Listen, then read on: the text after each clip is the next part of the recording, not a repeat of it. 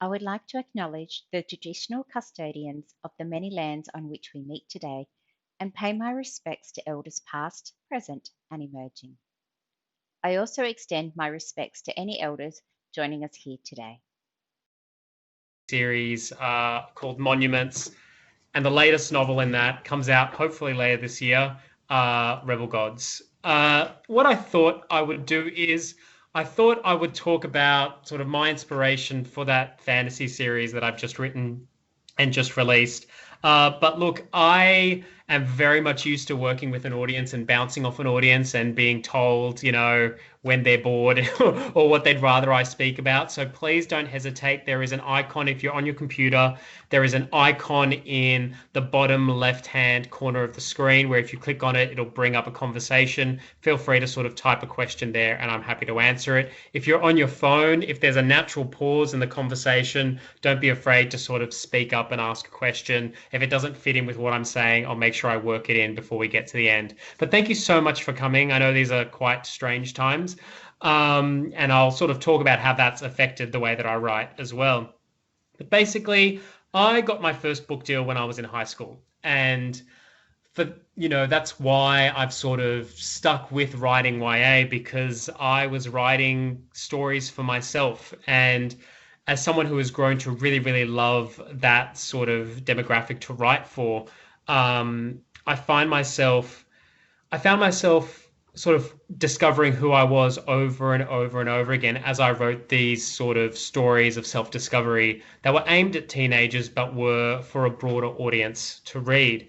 But the thing was, as I was working on that and working on, so my previous novels, the ones that I'm known for, so the first, third, and the sidekicks, they are very identity driven. I'm someone who likes to interrogate himself and others through his work. And so the first third was very much, hey, I'm Greek. How do I navigate that sort of identity? And with the sidekicks, it was very much me sort of interrogating the different parts of myself. But the part of myself that I interrogated the most was being gay and coming to terms with coming out later in life. And so the thing was, I found that as I was writing about identity, I was looking at the parts of myself as not so much a negative, but as sort of, I was writing stories that was explaining who I was, not to kids or teenagers who were like me, but to people who were different. And so I was sort of othering myself every time I sort of wrote something. And I grew very conscious of the fact that I was writing stories for people who weren't like me, which was wonderful, but I wasn't really doing what I set out to do at the very beginning of my author journey, which was write stories that I could see myself in personally. Like there are so many, when we're forced to sort of center identity in novels, usually a character will look at their identity and sit in the corner and wallow over themselves until they come up against a realization. But, I really wished that there were books where, the gay Greek kid from Sydney got to save the world sometimes instead of just sitting there and having to sort of come to terms with who he was or who they were. So that is where Monuments was born. I wanted to write an inclusive, diverse story that was fun and light and didn't take itself too seriously. I wanted to go back to the sort of stories that I was sharing, with friends, over programs like this when I was younger. And that's where Monuments was born. But the thing was, I wanted to, I wrote two very personal books back to back.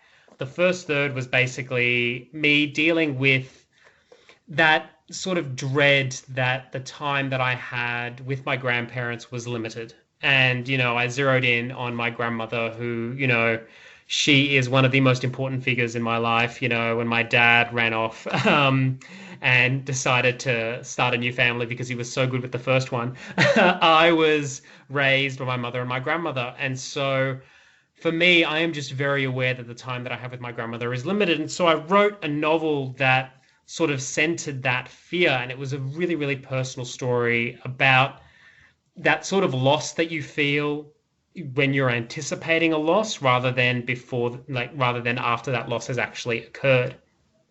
And I followed that up with the sidekicks, which was about four guys, but they're not four best friends. They're three guys with the same best friend.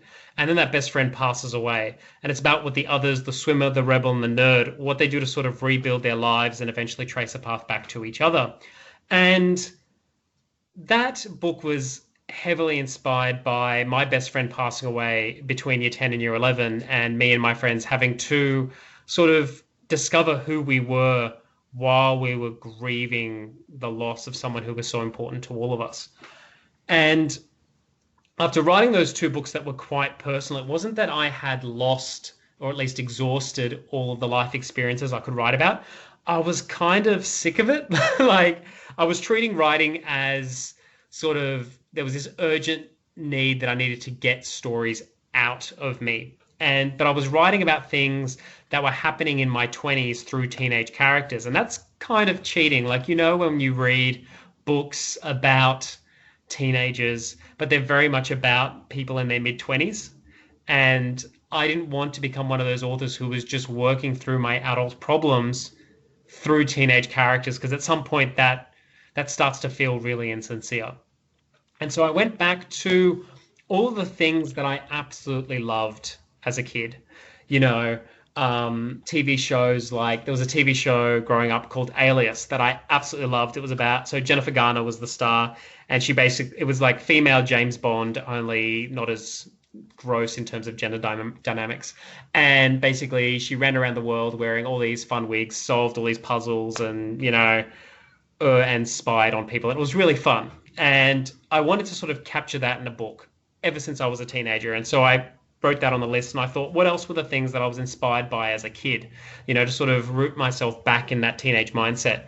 Another thing was I played video games a lot growing up, and one of those games was a game called Legend of Zelda. And that is a really fun, sweeping fantasy story. And, as someone growing up, I loved reading, watching fantasy stories. So, Tolkien was really important to me growing up. Terry Pratchett was a huge influence when I was younger. And sort of my smartass side was very much cultivated by the books of Terry Pratchett. But I sort of discarded his sort of appetite for fantasy in terms of writing it. I always felt like I wasn't good enough to write a fantasy novel, or at least I wasn't brave enough to publish one. But it was always something that was a dream in the back of my head. And so I merged a couple of things. I merged sort of Alias as an influence and The Legend of Zelda. But then I also took, that idea that I mentioned earlier about a kid like me growing up in Sydney. What if he got to go on the adventures rather than just wallowing in corners? And I ended up with Monuments, which is about a group of three teenagers who skip school to find the ancient gods that are buried under different Sydney high schools. And so that involves them sneaking into schools in various disguises, solving puzzles. And it's just, I wanted to have a really, really, really fun time with it. And so that was Monuments. And I was like, great. And I established this world that I just loved playing in. And I was like, awesome. I was really fortunate in that I was asked to write a sequel for it. And so this year I have spent writing the sequel for it. And usually that's my escape. So I go out, experience the world in the daytime, come home and write. And so basically, after I started my first revisions on Rebel Gods, which is the sequel, and this is a preview of the cover, which I think is really awesome. Basically, the pandemic happened. And so it went from being my escape to being my reality. It is scheduled for release in September, but everything is kind of up in the air at the moment. I hope we hit that September date, but we might have to push it back. But fingers crossed, it'll be out September, which is really exciting. But the thing was, it was so... The process of writing has completely changed in this pandemic. I don't know what work has been like for you from working from home, but I'm someone who works from home all the time, so it should be easy for me. But when it became day in, day out, the only thing I could do, my enthusiasm for it was completely destroyed. And I had that, doubt is something that a lot of writers have to wrestle with, because a lot of the time you are alone with your story and you're wondering, okay, is this story even relevant? Will it be relevant by the time I finish it? And then watching what was happening in the world, that was affecting the way that I was writing this book as well. And so there was a time when I considered, hey, do I have to write COVID into this story? Because the sequel is set in March 2020. And March 2020 turned out a little differently to what we expected. And so I had to sort of wrestle with that and come to terms with that. But I came to the decision where I think we're all going to be a little tired of COVID and all things coronavirus when it comes to September, October. Hopefully, the worst of it will be behind us.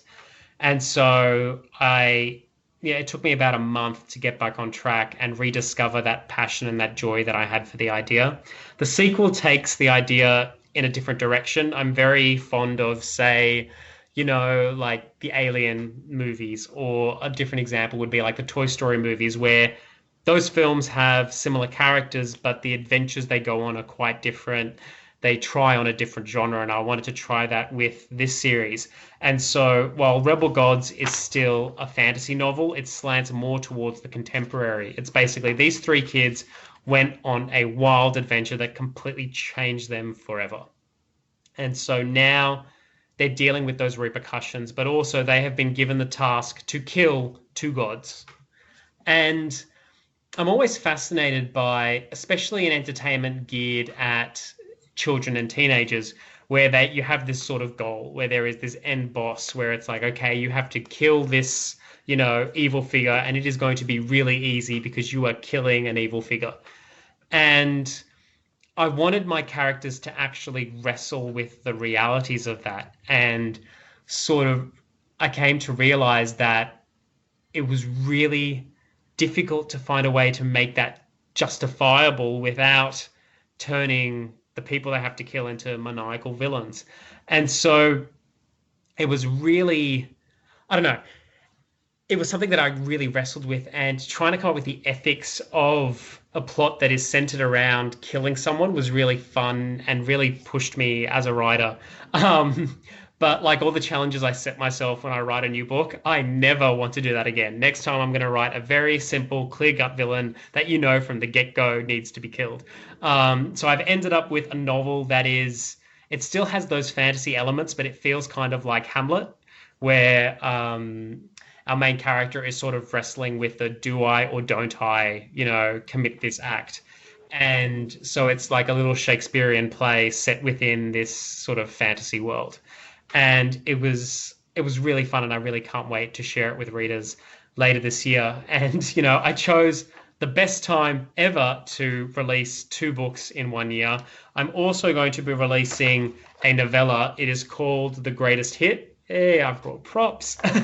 um, Basically, because that book doesn't exist yet. I started writing it.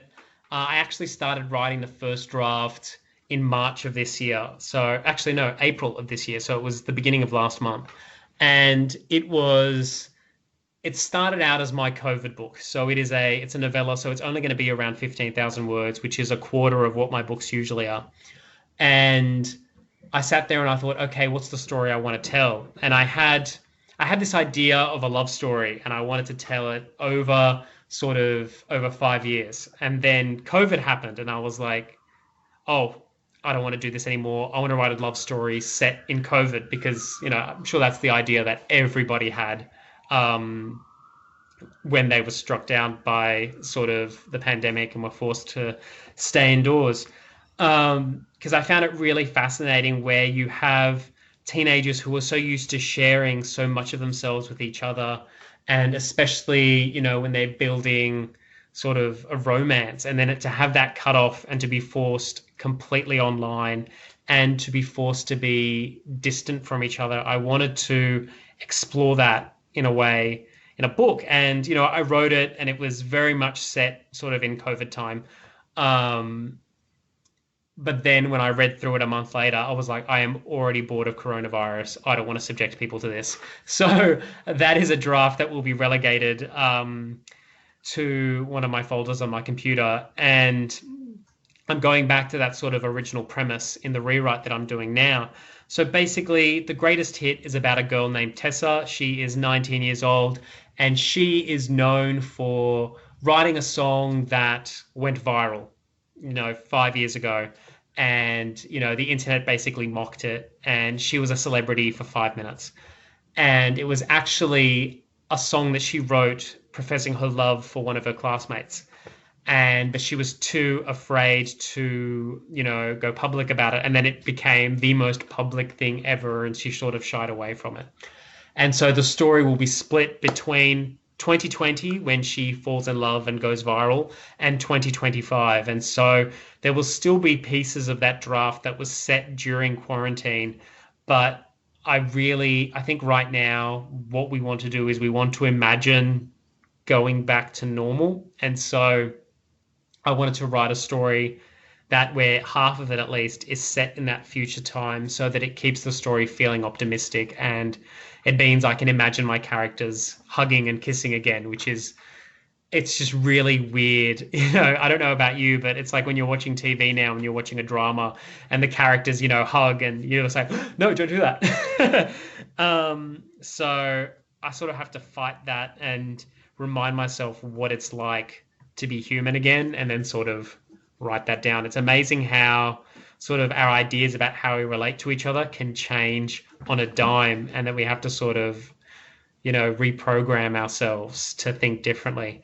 And now I'm very aware that we don't have much time left. We have about 10, 15 minutes left. So by all means, if you feel like asking a question, use that chat function. Otherwise, I love the sound of my own voice. I can keep going on and on. I Was can there? see Lucas is typing a message in there, so he's got a question coming up. Oh, Oh, yeah, wait. Oh, there he is. no pressure. Will there be self-driving cars in the novella in 2025? Look, I am out of the prediction business. Like, I set monuments in March 2020, and I couldn't predict a pandemic. So I'm not going to predict the technology of, 5 years' time. I've learnt, look, I've been bitten by this before. My first novel was in the time between I wrote it and when it was released. Smartphones were invented. And so the book was a relic of an older time, because the teenagers weren't sort of texting, they weren't on the internet on their phones, all that sort of stuff. And so I'm going to shy away from self-driving cars. I think I'll stick to everyone will have those old cars from early 2020. Um, I think that's the way I will get around that sort of the technology aspect of writing in 2025. I might just give everyone a really weird fashion. I don't know. Do we think flared jeans will be back? That's something I haven't really considered. Um, Lucas, for those of you who can't see the chat, Lucas just jokes, yeah, right about those vintage Teslas.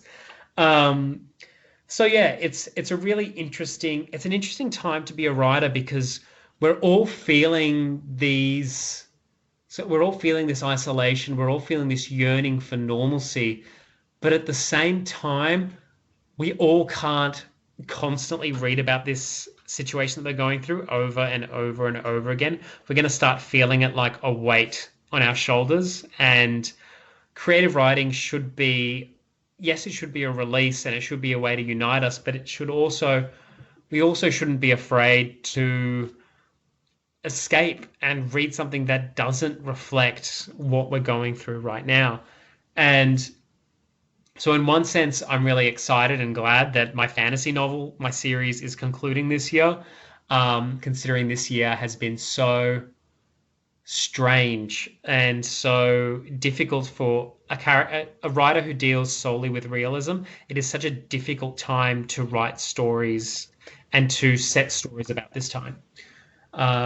So yeah, but so The Rebel Gods is the fantasy novel, and so that comes out in September, and we have The Greatest Hit, which is out, which is a contemporary novel.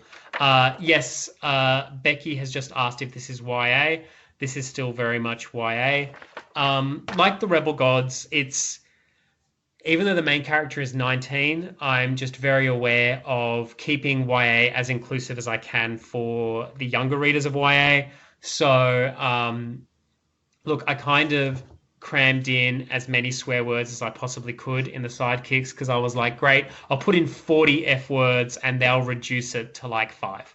And then the editor didn't change any of it, so there's just lots of swearing in it. But it also, so that meant that a lot of younger readers weren't allowed to read it at school, which was sad. So with The Greatest Hit and Rebel Gods, both are YA, but it's basically open. So you can read it as an adult reading down. I don't like the phrase reading down, or it's, safe for 12, 13-year-olds to read up. Um, but yeah, I'm very excited. I'm also very excited for us. Australia Reads, you may have heard of it as, or know it as Australian Reading Hour. And they usually release lots of really fascinating cheap books for children, but it's very rare to get a YA novel released for that price. So I think a $3 YA novella will be a really great opportunity to get more teenagers reading, and because a price point like $20 can be really sort of, it can prohibit lots of teenagers from buying it, um, and libraries from stocking more than one copy. So I'm really excited to see sort of what happens with that. But it means that I'm keeping busy in this time. And it's something Um, to add to our collection as well. yeah. So besides Star Wars, what is the one book, film franchise, or TV series for which you'd like to write an installment? Okay, so Lucas knows enough about me to know that I am a Star Wars tragic. Which book, film franchise, TV series you'd like to write an installment for the most? Look, I would love, in terms of TV series, established TV series, I mentioned that show Alias before. I would love to have a go at, we love rebooting stuff. I'd love to have a go at sort of rebooting that and recontextualizing that. I thought that was a really fascinating, fun series. Um, in terms of other TV shows, I would love to write for, well, unfortunately it's ended, but Schitt's Creek would have been really fun to write for. I'd love to have a crack at writing something like The Simpsons, like dealing with those established characters and writing, an episode that feels like one of the older Simpsons episodes. I think that would be something that I'd love to do.